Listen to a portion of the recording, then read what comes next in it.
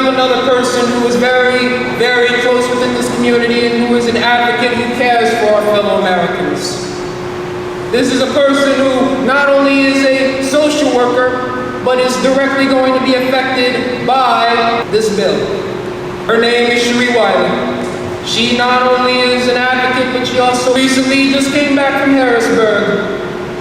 And you want to know what she was doing? She was advocating not just for herself, but for our fellow Americans. Everyone please give Wylie a round of applause. Thank you.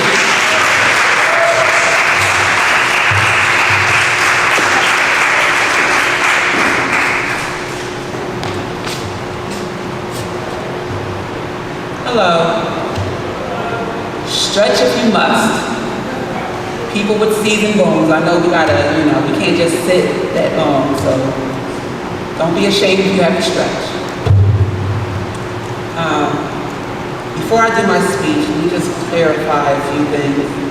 I'm a retired caseworker, not a social worker, and I went to an event sponsored by them. I do not represent, I don't want to mislead you. So I'm going to start. Good evening, everyone. I hope everyone has enjoyed the event so far, that we are blessed to be in attendance of. I would like to first thank my nephew for inviting me here to speak. As he said, my name is Wylie. I'm just a regular citizen, just a mom of 5 now grown sons. Clearly a not. Poet, writer in my own right. Just me. And as of March 8th, 2025, I am a retired income maintenance caseworker. I used to work at the welfare office in Montgomery County here in Norristown. But tonight, I stand before you as just one of the people that we are trying to advocate for. I too am a Medicaid recipient. When Phillip called me to ask if I wanted to be a part of this event, he had no idea that just a month ago, on May 13th, 2025 to be exact, that I already began my journey of being an advocate. I was in attendance of a LAMPA-sponsored event. So I know what it's like to go to Harrisburg, to speak to or attempt to speak to your House of Representative and Senator. However, neither of my assigned people were in attendance. But my pastor, her House of Representative, he was. And he brought us down to the outskirts of the House floor to listen to what we had to say when we were there. Now, when we went, we spoke about food insecurity because funding was being moved on in regards to the state food purchasing program, which is another word for saying the food pantries all across Pennsylvania. But we also went there because there was Medicaid legislation being voted on that we wanted to make sure either passed, that was in favor of, or didn't pass if it was not. And it is from this perspective that I speak, because when we spoke to him, he gave us some sound advice on how to make sure that we get our input heard. So, yes, you can do the hard work of speaking to your individual representatives and let your voice be heard, but you don't need just one person, you need many. So for all you technology people, that's Twitter and Instagram reliant, turn those fingers into Google search fingers. Look up various caucuses that focus on the change that you want to bring and contact them. Google the PA House Republican Caucus. Google the House of Representatives for Democrats and contact caucuses like the Latino Caucus, the Black Caucus, the Rural Caucus, the Rural Health Caucus, the Mental Health Caucus, the Women Health Caucus, the Cancer Caucus. the Autism and Intellectual Disability Caucus, and the list goes on for the caucuses that is available and out there that we need to contact. But when you contact them, don't just speak from matters of the heart. Have some facts to provide, some statistics, something tangible to back up why the need to not cut Medicaid matters, why the urgency to stop the pending legislation matters. And don't just contact the Democrats. We need Republicans to get on board because the numbers are not in our favor. There are not enough Democrats to stop the bill. And the truth of the matter is, Medicaid covers people regardless of political beliefs. Social media may portray those that get benefits as one type of people, demographic, social economical class, but believe me, there are those you wouldn't believe who have better means than most who get Medicaid. But that's a different speech. The point is, when you contact them, whether in person, whether by telephone, whether by mail, you need to be creative, you need to be informative, and relentless. Because some of these caucuses that I named may not even know why you would even reach out to them. They may not even see a correlation of how the Medicaid bill is their issue. But I will give you a few examples. The Mental Health Caucus, why them?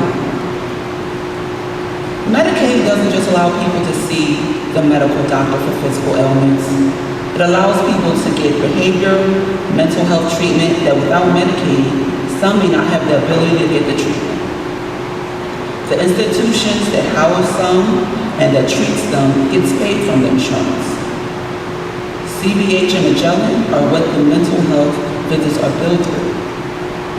Stopping and or cutting those who qualify for a Medicaid benefit may in turn stop mental health centers from providing treatment to those in need. Any interruption of benefits can be detrimental to one's mental health. Who then will be responsible? The Autism and Intellectual Disability, why them? You may think because you see the word disability that they're covered. Well, my last 5 years at Montgomery County Assistance Office, I was in the waiver unit. And most people think that's just for people who need a caregiver. But there are other types of waivers, which at one time I was responsible for all of those in the autism waiver in all of Montgomery County. This waiver, for example, it allows them to get transportation to work, to get supportive staff, which allows them to work, to gain gainful employment, making them more than what the income they would get if they received Social Security disability income. And even though they may have a disability, it may not meet the threshold to receive Social Security income. So they need to work. More importantly, they want to work. And this waiver is an important part that bridges the gap so they can.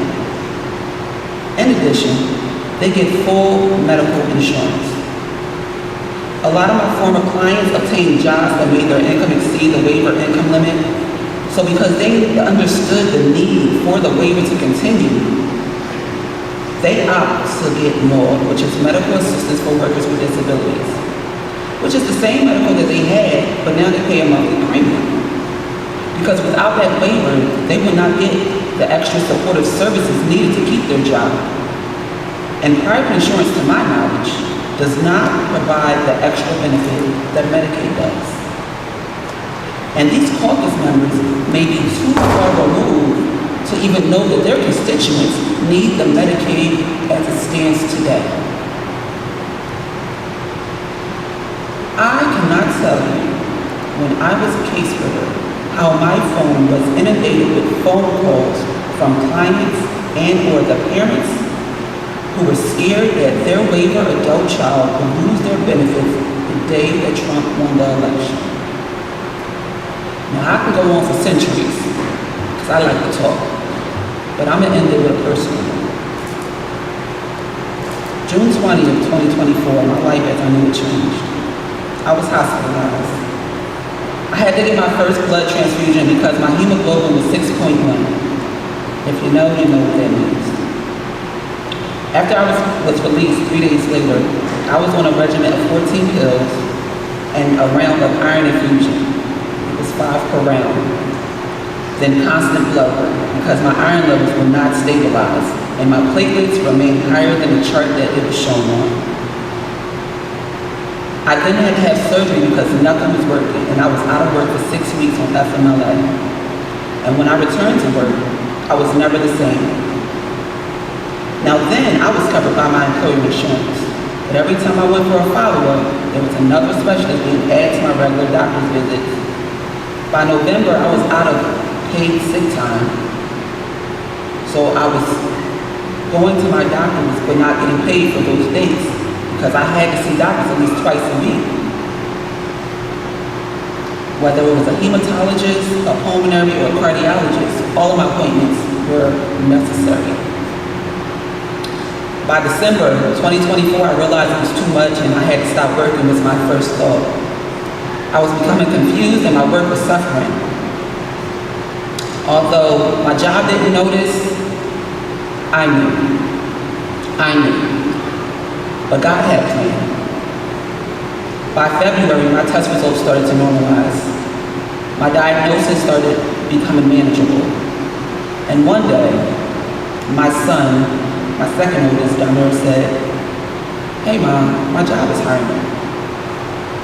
Now I never planned to leave one job for another, especially one only paying half of what I made. But I knew I couldn't work at the county assistant's office anymore with my current health issues. March 7, 2025 was my last day I was an active income maintenance caseworker for Montgomery County Assistant's Office.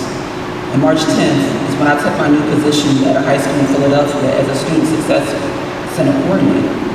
It's part-time. It's only 10 minutes away from my house. And it allowed me to leave Montgomery County Assistant's Office, not with the same income, but at least I don't have financial fears of not being able to pay my bills. But with this move, I had to give up all my benefits. And in my current position, I don't work for the school district. I'm just an independent contractor. So knowing this, before I left Montgomery County, I applied for Medicaid myself. Since I had high income, I had to get more. My premium at the time was $116 a month. I had to wait 6 weeks before I got a managed care plan because Access, otherwise known fee for service, it didn't cover what I needed medically. But now I'm in a different category, which is for people who are disabled, and I have no premium. That's because since school is out, I don't get paid. But once school returns, I'll be back to being on more and paying $116 a month for Medicaid. And I'm okay with that, because I know I need the insurance. However, if the Medicaid cuts go through, who knows? I'm not disabled based on Social Security standards. So if cuts go through, policy may change. The requirement to be declared disabled from Medicaid may change. The future is murky for me and others. All I do know is that I am just one person, and there are many who rely solely on Medicaid. There are many who, without Medicaid, they will not eat. Eat, you say? How did we get here? Because if you have to choose between paying for life-sustaining medication or food, or paying your electric, or paying your rent, or whatever else you deem important in your life, what would you? Or your elderly mother, or your disabled neighbor who has no family and no support choose? Think about it.